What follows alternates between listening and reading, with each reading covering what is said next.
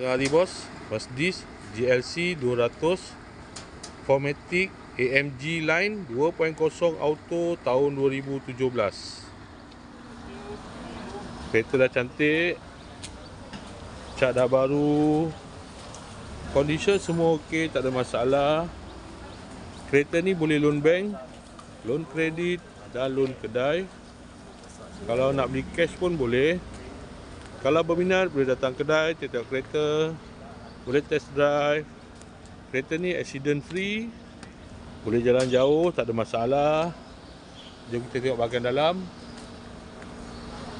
Kereta ni ada sunroof. Dalam masih cantik lagi, leather seat.